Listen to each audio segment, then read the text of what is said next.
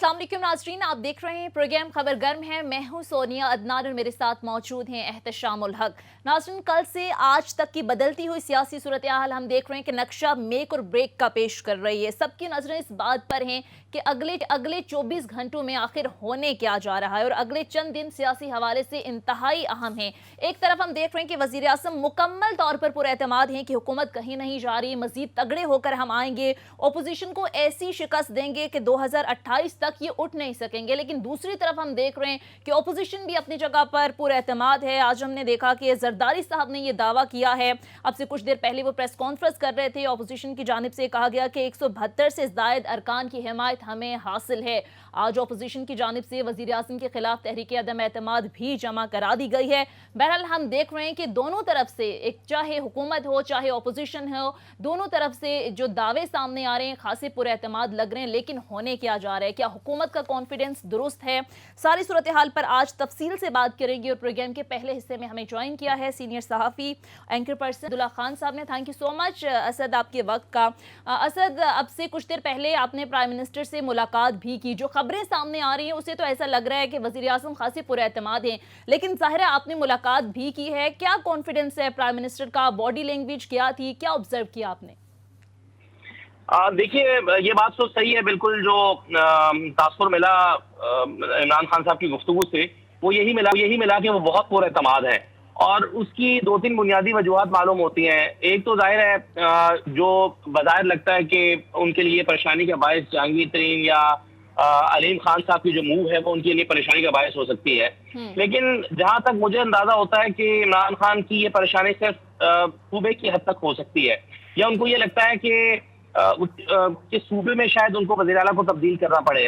क्योंकि 3-4 मरतबा उनसे सवाल हुआ अली खान के हवाले से। उन्होंने ये तो जरूर कहा कि उस्मान बुज़दार जो है उन्होंने अच्छा परफॉर्म किया, वो मीडिया शायद जरूर है, लेकिन काम उन्होंने ठीक किए हैं और ये आसान फैसला नहीं होता वज़ीर आला को तब्दील करने का। लेकिन कैटेगोरिकली उन्होंने ये नहीं कहा। जहां बाद जगहों पर मैं देख रहा था कि किसी ने कहा कि जी उन्होंने कहा कि मैं उस्मान बुज़दार को नहीं हटाऊंगा, ऐसा उन्होंने नहीं कहा।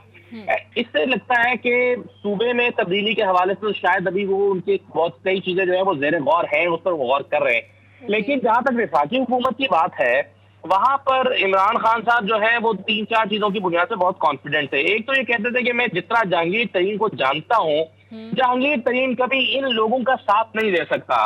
उनके लिए ज़ाहिर है वो जो लफ्ज इस्तेमाल करते हैं कि ये करप्ट है, चोर है, जो भी कहे, तो उनके बारे में उन्होंने कहा कि ये जहांगीर तरीन का साथ नहीं दे सकता। एक तो वो इस बात से कॉन्फिडेंट थे। दूसरा, जाहिर है हमारे एस्टैब्लिशमेंट का रोल बड़ा इंपॉर्टेंट होता है। तो उन्होंने कहा कि ये एस्टैब्लिशमेंट जो है वो, आपका क्या ख्याल है, एस्टैब्लिशमेंट पाकिस्तान का साथ देगी? आपका क्या ख्याल है कि जिन लोगों पर बहुत सारे करप्शन के केसेस हैं, जिन लोगों पर मुकदमे बनाए गए हैं, क्या एस्टैब्लिशमेंट उनका साथ देने लगेगी? तो ये और फिर अपने समाज को मजीद जाहिर करने के लिए उन्होंने 2-3 दफा दोहरा कर कहा, उन्होंने कहा कि आप आज मेरी बात नोट कर लें कि हमारी हुकूमत कुछ दिन में ज्यादा तगड़ी होने जा रही है। और उन्होंने कहा कि मैं आपको ये मैं सोच ही नहीं रहा कि हमारी हुकूमत नहीं रहेगी। तो इस तरह से उन्होंने अपने ख्यालात का इजहार किया। लेकिन जाहिर है वो चैलेंजेस जो वो समझ रहे थे, वो फॉरेन पॉलिसी के हवाले से, इंटरनेशनल एस्टैब्लिशमेंट के हवाले से वो समझते हैं कि बहुत सारे चैलेंजेस हैं और वो ये समझते हैं कि इंटरनेशनल एस्टैब्लिशमेंट जो है इसमें। असद, एक चीज़ बताइएगा, जब प्राइम मिनिस्टर ये कहते हैं कि जी इस्टेब्लिशमेंट जो है ना वो पाकिस्तान का साथ देगी, तो ये मेरे लिए बड़ी हैरत की बात है जुमला, क्योंकि हमेशा लोग यही कहते हैं कि जी इस्टेब्लिशमेंट हुकूमत वक्त के साथ होती है। इस स्टेज पे मेरा सवाल आपसे है कि आप माशाल्लाह समझदार साफ़ी हैं, जानते हैं चीज़ों को, जब आप मिले उनसे तो ये तासुर कैसे मिलता है जब वो कहते हैं कि जी इस्टेब्लिशमेंट आज़ाद होगी? तो ये क्या मैसेज इस्टेब्लिशमेंट को वो दे रहे हैं कि अगर आप कुछ कर भी रहे हैं तो ना करें क्योंकि हालात ख़राब हो जाएंगे? या आपके ख्याल में ये जो बड़े दिनों से आ रहा है वो गैर फाल हैं, अदारे जो है ना न्यूट्रल हैं, और ये सारी लोग यही बातें कर रहे हैं और किसी हद तक लग भी रहा है ऐसा? जी जी जी जी बिल्कुल एहतशाम साहब, बात यह है कि ये एक सवाल की सूरत में उन्होंने आज भी से बात की है और ये सवाल बहुत सारे लोगों के ज़हनों में है कि अगर इमरान खान की हुकूमत जाती है तो क्या नवाज शरीफ को वापस लाया जाएगा, और अगर नवाज शरीफ को लाया जाएगा तो वो उनको भेजा ही क्यों गया था, और अगर क्या शहबाज शरीफ को लाया जाएगा और शहबाज शरीफ को लाना है तो वो फिर केसेस और एहतसाब का नारा और बयानी का क्या होगा? ये आम आदमी की भी सोच है। वही सोचता है कि क्या जिन लोगों के बारे में इतना कुछ कहा गया, जिन लोगों को जो है वो सियासत से, मतलब उनका अपना भी ये क्लेम है कि उन्हें हटाया गया, ईवान के इक़्तिदार के ईवानों से उनको निकाला गया, तो क्या उन लोगों को वापस ले आया जाएगा? ये आम आदमी का भी सवाल है। और ऐसा लगता है कि यही सवाल इमरान खान के भी जहन में है। जाहिर है वो अगर उनकी कहीं पर कोई बात हुई भी है तो वो ये तो हरगिज नहीं कह सकते कि जी मेरी बात हो गई है और उन्होंने मुझे यकीन दहानी करा दी है कि तुम कहीं नहीं जा रहे तो इसलिए मैं कॉन्फिडेंट हूँ। ये तो वो कह नहीं सकते। जाहिर है वो अपने ख्यालात के इजहार वो इसी अंदाज में कर सकते हैं कि जी क्या आपके ख्याल में उन लोगों पर जिन पर करप्शन के इतने चार्जेस हैं, जिन्होंने इस मुल्क का बेड़ा गर्क किया, क्या एस्टैब्लिशमेंट उन लोगों को सपोर्ट करने लगेगी? तो ये सवाल की सूरत में उठा रहे हैं ताकि एक आम आदमी जिसको सोचता है वो उसी तरह से स्ट्राइक कर सके। ठीक है, बहुत शुक्रिया सीनियर साफी एंकर पर्सन अब्दुल्ला खान हमारे साथ मौजूद है। बहुत शुक्रिया आपका। पीटीआई रहनुमा मुसर्रत जमशेद चीमा भी प्रोग्राम में हमें ज्वाइन कर चुके हैं। थैंक यू सो मच आपके वक्त का। मुसर्रत जमशेद चीमा साहब, अभी जिस तरह से असदुल्ला खान बता रहे थे, अभी प्राइम मिनिस्टर से मुलाकात भी करके आए कि काफ़ी पुरएतमाद हैं, लेकिन चीज़ें हम देख रहे हैं कि तेज़ी से तब्दील हो रही हैं। आज तो अपोजिशन ने रिक्वेजिशन जमा करा ली, तहरीक अदम एतमाद जमा करा दी है। आज हम देख रहे थे, अब से कुछ देर पहले जरदारी साहब ने यह दावा किया है कि 172 से ज़ायद जो अरकान हैं उनकी हिमायत हमें हासिल है। तो क्या देख रही हैं आप आने वाले कुछ दिनों में सूरत हाल? आपको लगता है कि गवर्नमेंट के लिए मुश्किलात बढ़ गई हैं? बिस्मिल्लाहिर्रहमानिर्रहीम, बहुत शुक्रिया। याद रखें, बिल्कुल प्राइम मिनिस्टर इमरान खान ने ठीक बात की है और असद भाई जो बात कोट कर रहे थे वो बिल्कुल इसी तरह है कि आप लोग भी ये नोट कर लें।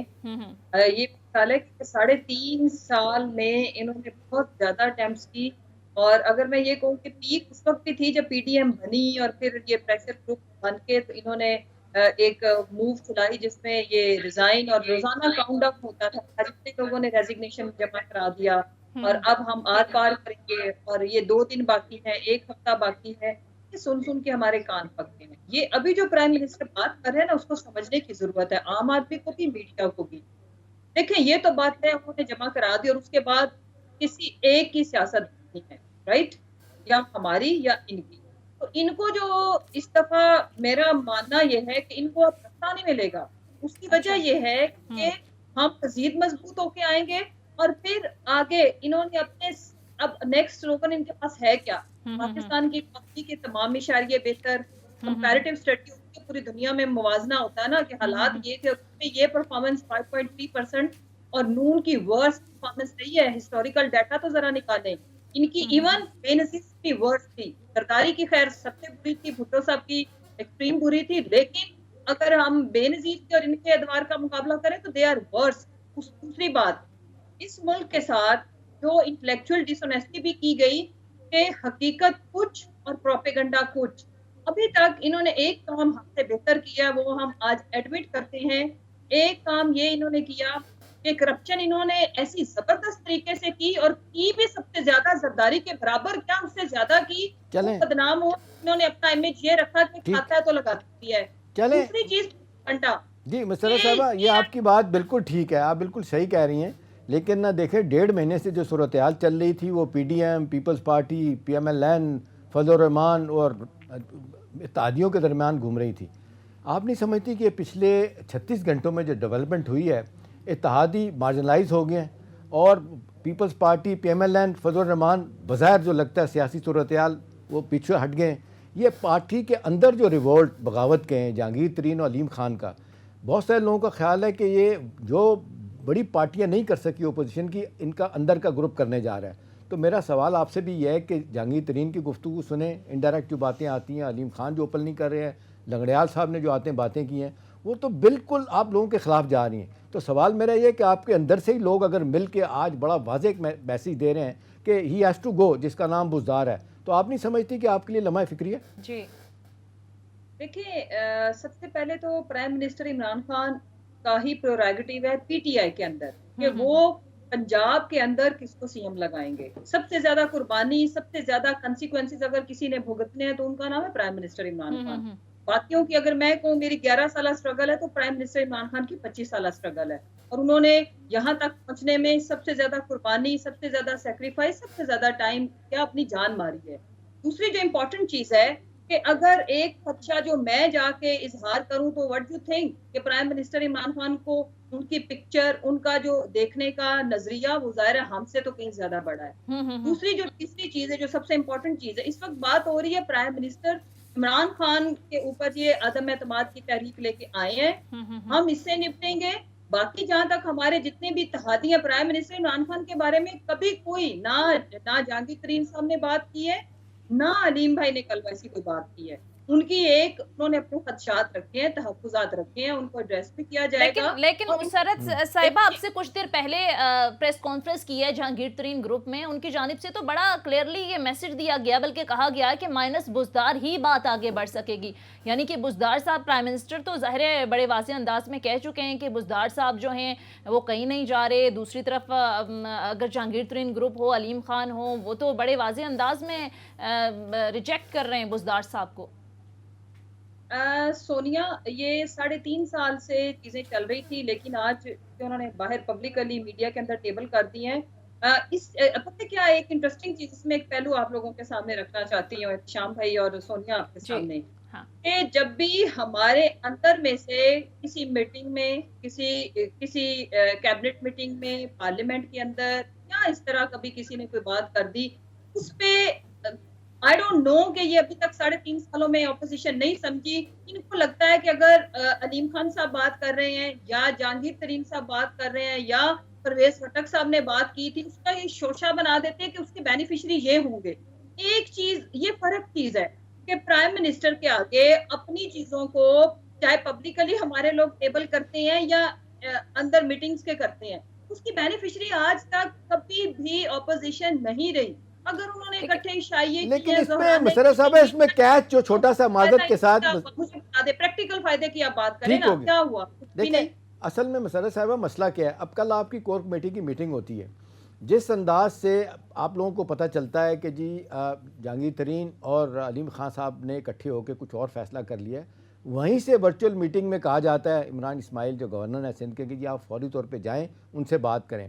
मेरा सवाल आपसे है कि अगर इतने आप एतमाद में, इतने ज़्यादा आपको पता है पार्टी के अंदर क्या चल रहा है, और इसमें कोई शक नहीं कि प्राइम मिनिस्टर ही असल जो है ना PTI हैं, वही लीडर हैं आपके, लेकिन ये जो अंदर से जो 2 लोग उनके साथ जो ग्रुप आ गया, ये तो सब जगहों पे ये बात यही हो रही है कि जी जो काम जरदारी और नवाज शरीफ और बाकी नहीं कर सके, इन दोनों ने कर दिया जी।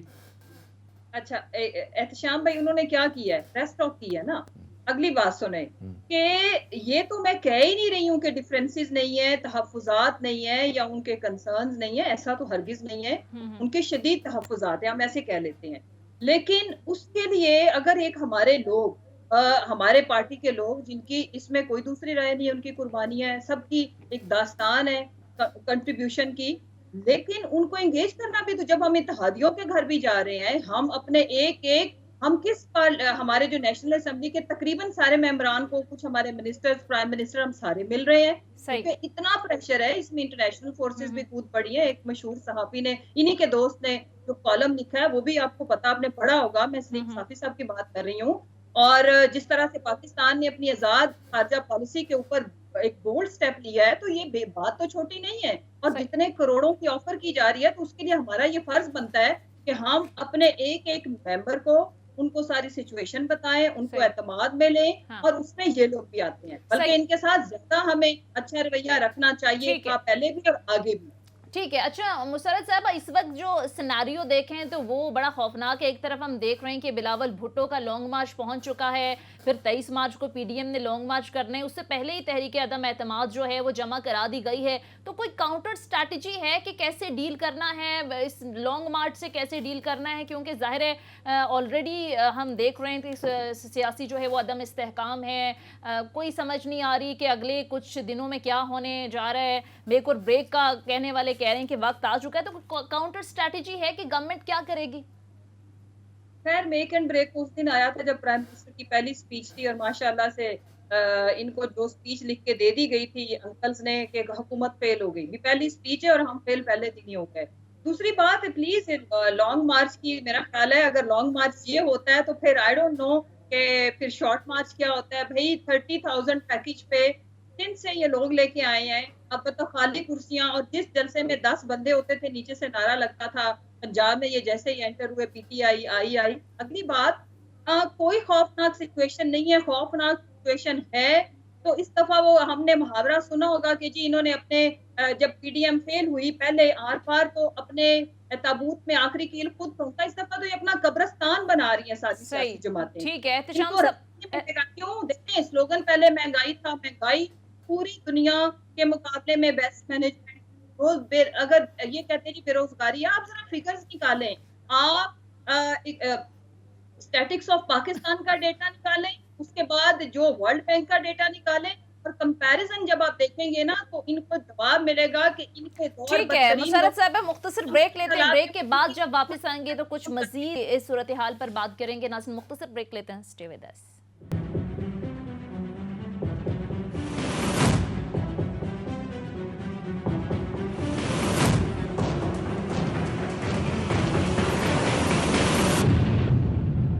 ब्रेक के बाद खुश आमदीद। एहतशाम साहब, पंजाब में सूरत हाल क्या बनती देख रहे हैं? अब आपको लगता है कि प्राइम मिनिस्टर को किसी सतह पर जाकर कॉम्प्रोमाइज़ करना पड़ेगा बुज़दार साहब के लिए?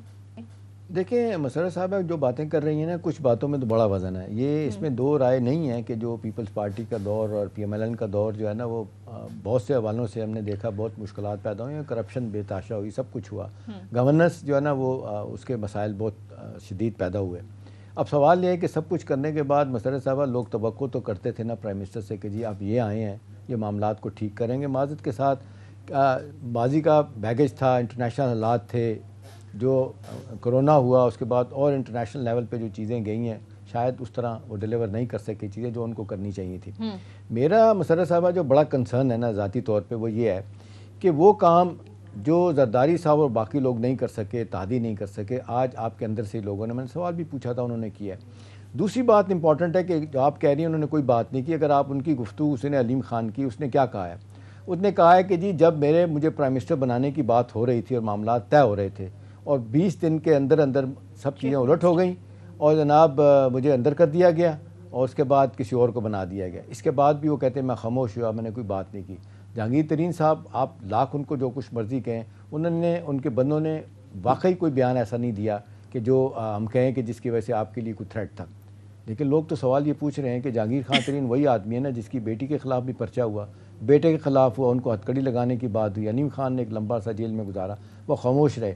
तो यही वो कंसर्न है जो पार्टी के अंदर लोगों को बता रहे थे। मुशर्रफ साहब मेरा सवाल आपसे है, आज प्राइम मिनिस्टर साहब जब ये कहते हैं कि मुझे यकीन है कि जहांगीर खान तरीन चोरों से नहीं मिलेंगे, भाई आपने चोर डिक्लेयर करके तो उनको निकाल दिया। और दूसरी बात है कि लोग तवक्को आपसे कर रहे थे कि जो चोर थे उनको आप सज़ा दिलवाते, रेफरेंसेस मुकम्मल करते, पैसा निकलवाते, वो नहीं हुआ। वो काम जो अगली हुकूमत ने करना है आप अपने लोगों से आज ये काम कर रहे हैं और फिर उसका माज़रत के साथ इम्पैक्ट भी नहीं हुआ। जब चीनी और आटे का बुरहान आया उसके बाद आपने देखा कि कमीशन की रिपोर्ट भी आ गई। आज तकरीबन 1 साल हो गया।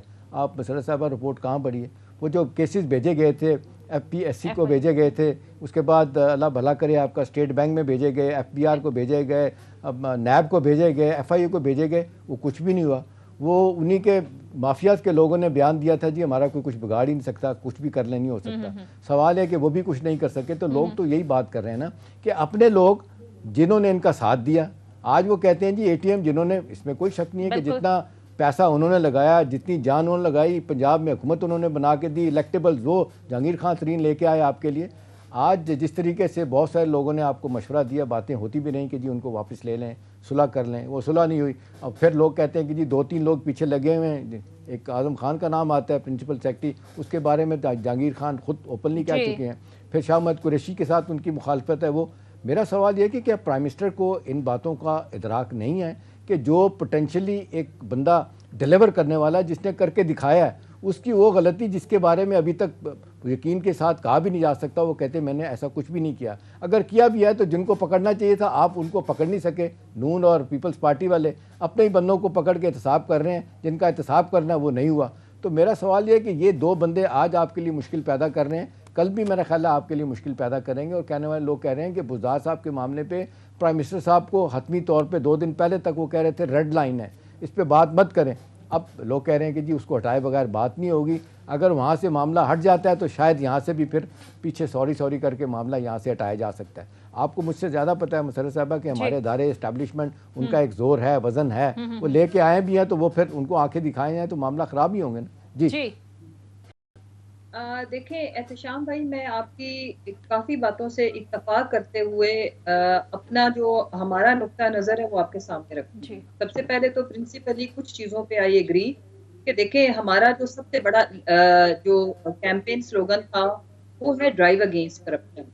लेकिन इसमें दो पहलू हैं। एक हमारी पार्टी का जो नजरिया और प्राइम मिनिस्टर की जो डायरेक्शन थी कि अकाउंटेबिलिटी फॉर ऑल की पॉलिसी, उसमें अनफॉर्चुनेटली आपकी मैं बात से इत्तफाक करती हूँ कि वो जो accountability for all and no mercy for the corrupt people, और उसमें जो भी कुछ प्राइम मिनिस्टर के सामने रखा गया, प्राइम मिनिस्टर ने नहीं देखा कि ये मेरा दोस्त है या ये मेरा फैमिली मेंबर है या व्हाट एवर, या मेरी से कितनी गुर्बत है।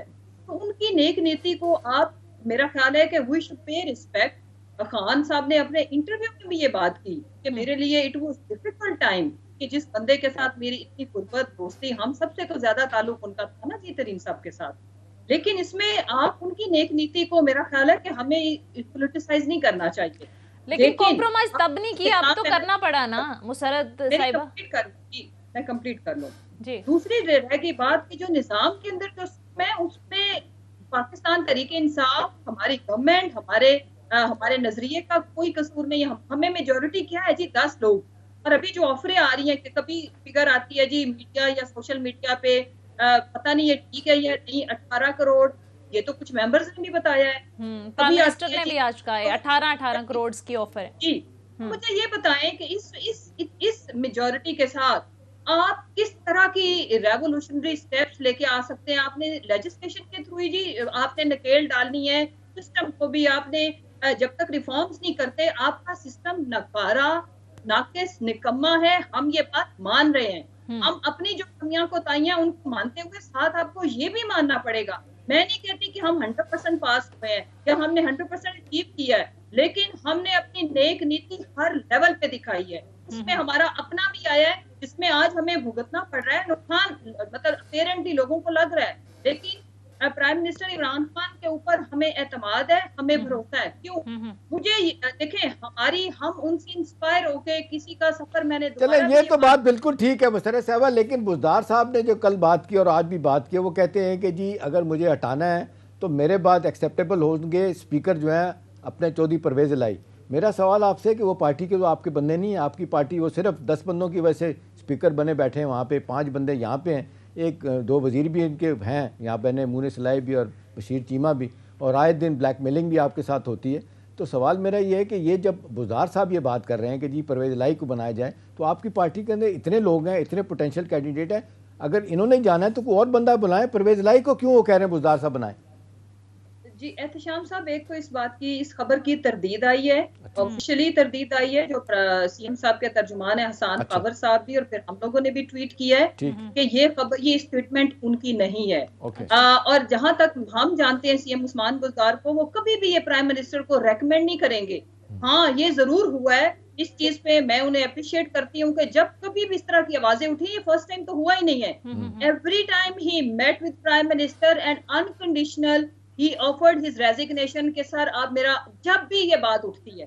लेकिन देखते प्राइम मिनिस्टर इमरान खान ने उनका रेजिग्नेशन ना एक्सेप्ट किया। उन्होंने कहा आप अपना काम करें, और ये जो खबर थी इसकी तरदीद आई है कि जी उन्होंने बिल्कुल ऐसा नहीं कि वो प्राइम मिनिस्टर को जाके रेकमेंड करें कि या तो मैं आऊंगा या तो फलाऊंगा, ऐसा हरगिज नहीं है। इसकी हमने जी ऑफिशियली तरदीद की है इस खबर की। चलें ये तो तरदीद ठीक हो गया, आपने सही कह दिया। लेकिन अगली बात यह कि जो शख्स खुद टेलीविजन पे आके अगरचे सिर्फ 1-2 दफ़ा यहाँ आए हैं और वो आके कहते हैं कि जी मैं तो अभी सीख रहा हूँ, और अंग्रेज़ भी कहा करता था यहाँ पे अगर तकड़ा आदमी पंजाब में नहीं लगाएंगे तो कामयाब नहीं हो सकते। जो बंदा आपने देखा उसको कुछ जानता ही नहीं था, नून में थे और एक निचली सतह के बंदे थे, वहाँ से उठा के यहाँ ले आए।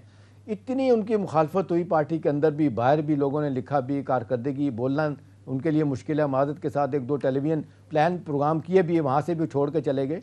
तो ऐसी क्या मजबूरी क्या है मुशर्रफ साहबा? लोग फिर उल्टे सीधे सवाल करते हैं कि नहीं वो उसकी वजह कुछ और है। ऐसा क्यों है? मुझे बताएं ना, कारकर्दगी के हवाले से, बोलने के हवाले से, और फिर तकड़ा आदमी नहीं है। आपको तो पता है यहाँ पे तो लोग देखते हैं, फैमिली बैकग्राउंड देखते हैं। 70% 80% जो भी सीएम आया, 1-2 बंदों को छोड़ के, हनीफ रामे और वाई साहब मरूम को छोड़ के, कोई बंदा जो है मामूली आदमी यहाँ पे चीफ मिनिस्टर नहीं बना। जी विद ड्यू अपॉलॉजी, ये आपका अपना ओपिनियन है, लेकिन मैं हैरान हूँ कि आप जैसे सीनियर बंदे से एहतशाम भाई, मैं ये एक्सपेक्ट नहीं कर रही थी कि एक अच्छा ओरेटर होना और एक अच्छा अच्छी गवर्नेंस। हाँ, मैं ये कहती हूँ कि वो ठीक है, मीडिया से वो जरा शाय हैं या ही इज हम्बल, कह रहे मैं सीख यानी रहा कि हूँ। वो मैं कंप्लीट कर लूँ। आपको तो एक माहिर खिलाड़ी लाना चाहिए था, जो बंदा कह रहा है मैं सीख शहबाज रहा हूँ। शरीफ साहब के मुकाबले का हमारा नजरिया क्या है, हम ये मिथ्स हमने तोड़ी है कि टैबूज बने हुए थे कि तगड़ा डाडा बड़ा बैकग्राउंड और हजारों एकड़, और मतलब देखिए ना, एक माइंडसेट बन गया है कि कोई आम आदमी तस्वुर नहीं कर सकता पंजाब पाकिस्तान का सबसे बड़ा सूबा, 11 करोड़ का सूबा, कि उसका सीएम इस ये जो सो कॉल्ड बड़े खानदान, इनके अलावा कोई आम आदमी होगा। मैं लेकिन मुशर्रफ साहब, अब आपको नहीं लगता कि बुज़दार साहब को मजीद जस्टिफाई करना शायद प्राइम मिनिस्टर के लिए भी मुश्किल हो गया है, क्योंकि आपके अपने लोग, जिस तरह से अभी पहले भी बात हो रही है कि जहांगीर तरीन ग्रुप, उसने भी बाकायदा तौर पर कह दिया है कि माइनस बुज़दार ही बात आगे बढ़ेगी, और अगर माइनस बुज़दार नहीं होता तो फिर जाहिर है वो लोग आपका साथ नहीं देंगे, फिर पंजाब में आपकी हुकूमत नहीं रहेगी।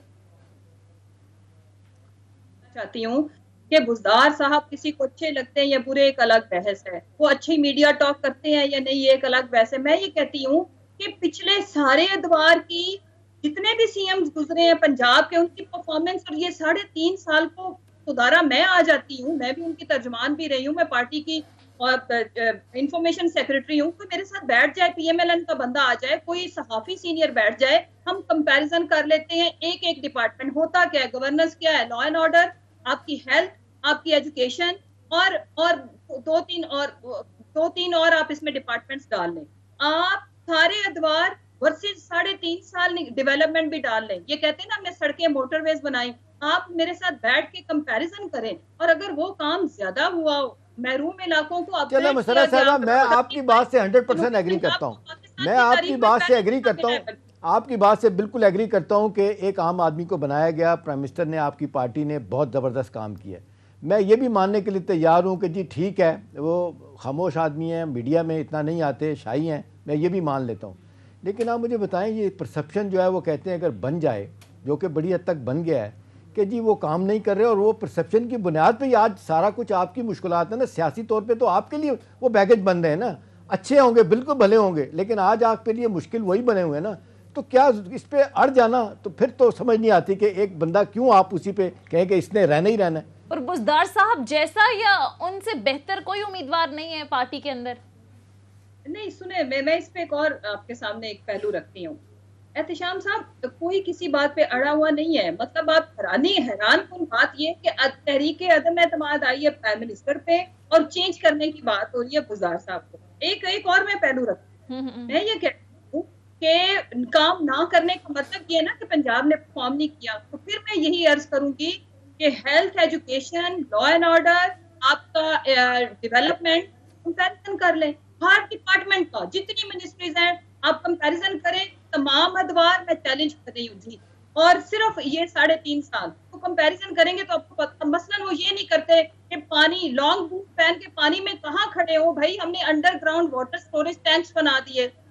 दूसरी बात ये कि जी वो जो जब कोई इशू हो जाता था तो उसके चैंपियन बन के वो एक मतलब टोपी पहन के जाना और एक एक्टिंग करना। अब हम कोशिश करते हैं कि गवर्नेंस इस तरह की होनी चाहिए कि वो सिचुएशन होने से पहले आप उसकी रेमेडी करें, प्रिकॉशनरी मेजर्स लें। तो आई बिलीव इन 3.5 सालों में पंजाब ने बेहतर परफॉर्म किया है। ठीक है, आप कह रही हैं कि बेहतर परफॉर्म किया है, यही वजह है कि प्राइम मिनिस्टर जो हैं वो बुज़दार के खिलाफ सुनने को तैयार नहीं है। बहरहाल मुख्तसर ब्रेक लेते हैं, ब्रेक के बाद वापस आएंगे, मजीद इस पर मजीद डिस्कशन करेंगे। Stay with us.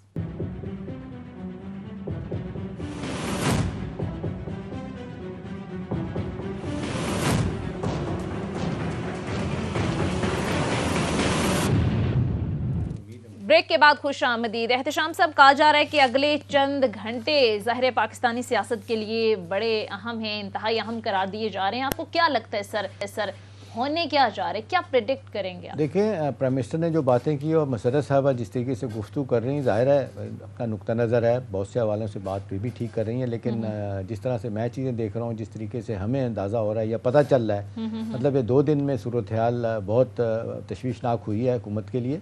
और ये बुज़दार का मामला एकदम से आ जाना, प्राइम मिनिस्टर से तवज्जो उठा के उधर चले जाना, अब कहने वाले तो लोग मुशर्रफ साहब ये भी कह रहे हैं ना कि बुज़दार अगर हटा दिए जाते हैं, इस बात तो छोड़ देते हैं, बहस में नहीं पड़ते कि डिलीवर किया या नहीं किया, या उनसे शहबाज शरीफ साहब से अच्छे एडमिनिस्ट्रेटर हैं या नहीं, छोड़ देते हैं। बात यहाँ पे ये हो रही है कि जी अगर बुज़दार साहब को हटा दिया जाता है तो शायद यहाँ पे जो नो कॉन्फिडेंस आज जमा कराएगी है, शायद इसकी नौबत ही ना आए। अब इस हवाले से कहने वाले लोग ये भी कह रहे हैं कि एक बोन ऑफ कंटेंशन बन गई थी, जब उनको कई दफ़ा कहा भी गया कि जी इनसे हटाएं, तो प्राइम मिनिस्टर का एक लफ्ज़ आता था कि जी ये रेड लाइन है मेरे लिए, ये नहीं हो सकता। ये चलें, ये तो हो गया। अब दूसरा अहम पहलू है कि जी ये जो कुछ हो रहा है, बज़ाहिर ये मसरत साहबा लगता है कि आपके लिए मुश्किलात हैं, अदरवाइज़ आप देख लें कि वोट ऑफ नो कॉन्फिडेंस के लिए जब तक नंबर्स गेम ना हो, मेरा नहीं ख्याल कि इतनी आसानी के साथ वो रिस्क लेंगे।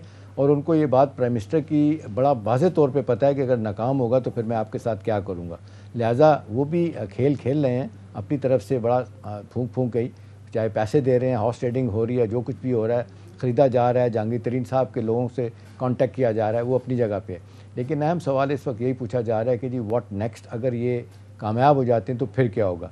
मेरा अपना ख्याल है कि सूरत हाल और बिगड़ेगी और ये जिसको आप कहते हैं ना पॉलिटिकल अनसर्टेनिटी, ये और बढ़ेगी और इससे इकोनॉमिक इंस्टेबिलिटी पैदा होगी, सूरत हाल और ख़राब होगी। कोई भी सेटअप आ जाए इतनी आसानी के साथ ठीक करना किसी के बस की बात नहीं होगी। और फिर सोनिए क्लैरिटी नहीं है मसला साहबा के नवाज शरीफ साहब तो फौरी इलेक्शन चाहते हैं, जरदारी साहब नहीं चाहते, सबको पता है सिंध को बचाना चाहते हैं, उनको पता है कि पंजाब में इन रोड नहीं बना सके, उसी पे बैंक कर रहे हैं कि 2023 से 2027 तक फिर मज़े करेंगे। नवाज शरीफ साहब को पता है कि मैं शहबाज शरीफ साहब को मान तो गए हैं, जो दावा किया जा रहा है कि इंटरम प्राइम मिनिस्टर वो बनाए जाएंगे, अब ये भी क्लियर नहीं है कि भाई वो कुछ दिनों के लिए होंगे, 2 महीने के लिए, 4 महीने के लिए, 1.5 साल का अरसा जो भी गुजारेगा वो एक कांटों की सेज नहीं होगी, मुश्किलात होगी। अब देखना ये है कि हज़ारे किस तरह सोच रहे हैं, मुल्क से बाहर की सूरत हाल जिस तरह बदल रही है वो क्या होगी। मेरा ख्याल है कि मसला साहब, मेरा वन लाइनर ये है कि प्राइम मिनिस्टर साहब को इस वक्त अपने लोग जो उनके साथी हैं उनसे बात करके उनको वापस लाना चाहिए। जहांगीर तरीन से बहुत और भी ख़राब लोग होंगे, लेकिन मेरा ख्याल है ऐसा नहीं है कि जो एक पोटेंशियल आपका, जिसने इतनी मेहनत की, आपके साथ मामलात इतने अच्छे किए, वो उनके साथ उनको राजी किया जाए ताकि ये जो मूव है ख़त्म हो। अदरवाइज मुझे ज़ाती तौर पे लग रहा है कि मामला जो है ना वो खतरा है आपकी शायद हुकूमत के लिए, कोई इतनी आसानी नहीं होगी। तो मुसरत साहिबा, आपको भी लगता है बतौर एक सियासी कारकुन के प्राइम मिनिस्टर को अब ज़ाहिर बात करनी चाहिए, ज़ाहिर राबते तो हो रहे हैं और बात भी मान लेनी चाहिए। बुज़दार साहब के हवाले से अपनी जमात के अंदर कितने अरसे से तनकीद की जा रही है, आपको लगता है कि अब वक्त आ गया कि प्राइम मिनिस्टर को अपने फैसले पर नजरसानी करनी होगी? देखिए, मैं स्टार्ट करूंगी जहां से एहतशाम भाई ने स्टार्ट किया कि इस चीज़ को छोड़ देते हैं कि अच्छे एडमिनिस्ट्रेटर है या नहीं। इस चीज़ को छोड़ा नहीं जा सकता। हमें इकोनॉमिक्स और मैथमेटिक्स उसकी वो एक रियलिटी है, उसको हम स्वीपिंग जो स्टेटमेंट्स हैं उनके साथ हम नहीं वो ऐसे ओके जी ठीक है मान भी लें मुसरत साहिबा, मान भी नहीं, लेकिन इस वक्त आपकी गवर्नमेंट पर वक्त एक ऐसा आ गया ना। अच्छा सुन ले, उससे अगली बात इस चीज से ये मेरा जाती ओपिनियन है, मैं एग्री करती हूँ कि जब आप मुख्तलिफ जमातों के साथ हमारा इत्तेहाद है और अगर हम उनको इंगेज कर रहे हैं तो ये हमारे अपने लोग हैं, प्रिंसिपली हमें इनके खदशात दूर करने चाहिए और उसको किया जा रहा है, इस चीज को एड्रेस किया जा रहा है। आई एग्री विद यू शाम साहब। दूसरी बात यहाँ ये रह गई कि एक है कंसर्न एड्रेस करना, दूसरा पंजाब पाकिस्तान है, उसका चीफ मिनिस्टर कौन होगा, ये प्रिंसिपली आई एग्री कि ये प्राइम मिनिस्टर इमरान खान का ही प्रेरोगेटिव है, ये उन्हीं का ही सवाबदीद है और मेरा नहीं ख्याल कि हमें उनके साथ अपने की भी बातें नहीं करते कि मैं आपका तब हूँ आप मेरा ये काम करें। इस फैसले को हमें छोड़ना चाहिए और इंशाल्लाह जो भी अभी छोटी मोटी चीजें जिसके ऊपर ज्यादा होपफुल लग रही है ऑपोजिशन, इंशाल्लाह इन सारे इश्यूज को ना सिर्फ एड्रेस किया जा रहा है, इसके ऊपर बड़ी मेहनत हो रही है, काम हो रहा है। एंड वन लास्ट थिंग कि इनको क्या लगता है कि ये तहरीके अदम एतमाद ले आए और हम गवर्नमेंट में बैठे हुए और हम बस हाथ पे हाथ धर के बैठे हुए और हम सिर्फ टॉक शोज कर रहे हैं, हम इनको अच्छा सरप्राइज देंगे और इनको रोने की जगह नहीं मिलेगी और इनको समझ नहीं आएगी कि ये किस तरफ अब बयानिए किसके साथ है, बिकॉज इनकी हमने बयानिए भी खत्म कर दी है। दिस इज लास्ट चांस और ये लास्ट चांस वक्त बताएगा ये किनका था। लेकिन जो इस वक्त नहीं एक सेकंड मसला साहबा, आपको क्या लगता है ये जो तहरीक के अदम एतमाद की आज उन्होंने जमा करा दी है असेंबली सेक्रेटेरिएट में, आपको क्या लगता है कि ये सिर्फ ब्लफ है?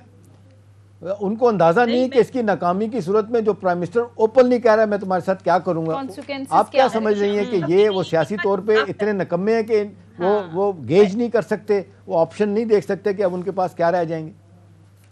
एहतशाम साहब देखें, बात है सर्वाइवल की। अब ये देखें, अगर आज ये तरीके एतमाद वाला शोषा ना छोड़ते और आज यहाँ तक ना आते, इसके पीछे फैक्टर्स बड़े बड़े भी हैं। आपकी आजाद खारजा पॉलिसी को प्लीज आप इग्नोर नहीं कर सकते। उसके साथ एक और चीज को लिंक करें कि उसके बाद देखें, बचनी सियासत मैंने फिर अर्ज किया, या इनकी या हमारी। और दूसरी जहां तक रहेगी बात कि हम एक नजरिए के साथ है, अवाम डिसाइड करेगी और वो कर रही है। आप बहाड़ी का जलसा देखें, ठीक है, आप हमारे वक्त कम है, आखिरी सवाल ले लें कि अभी तक ना इत्तेहादियों ने खुलकर आपका साथ दिया, ना ही अपने लोगों ने खुलकर बात की। अभी भी खबरें ये चल रही हैं कि मौलाना फजलुर रहमान की चौधरी शुजात से मुलाकात हुई है और खुद चौधरी शुजात हुसैन मौलाना फजलुर रहमान की रिहायशगाह पर पहुंचे हैं, तहरीक अदम एतमाद पर बात हुई है। तो इत्तेहादी भी अभी तक खुलकर सामने नहीं आए, तो फिर कैसे कॉन्फिडेंस है आप इतने ज्यादा? और फिर परवेज इलाही साहब ये कहते हैं कि जी हंडिया चढ़ी है, इसमें से कुछ ना कुछ तो निकलेगा, ऐसा तो नहीं है कि खाली चली जाए। आपके साथ बैठे हुए इस तरह के तंदिया जुमले बोलते हैं, तो ये आप नहीं समझती खतरे की घंटी है? नहीं, तो ये इसको आप अदरवाइज भी तो सोच सकते हैं कि उनके वो मतलब इतने गुरूर और तकब्बुर वाले लोग उनके घर चल के आते हैं खुद। मतलब सबसे ज्यादा अच्छी पोजीशन, मैं तो इस सिचुएशन को सीरियसली एंजॉय कर रही हूँ और मैं हमेशा मोतरिफ हूँ चौधरी साहब की पॉलिटिक्स की। हम छोटे हैं, उनसे सीखते हैं। मैं ये कहती हूँ कि सबसे अच्छी जो एक अक्लमंद है कि गवर्नमेंट को कोई खतरा नहीं है, इत्तेहादी आपके साथ हैं। बहरहाल देखना ये है कि अगले दिनों में सिनेरियो क्या बनता है। मुसर्रत जमशेद चीमा साहिबा, रहनुमा PTK हमारे साथ मौजूद थी। थैंक यू सो मच आपके वक्त का। नाज़रीन, ये था हमारा आज का प्रोग्राम। फीडबैक जरूर दीजिएगा। अगले प्रोग्राम तक इजाजत दीजिए। खुदा हाफिज।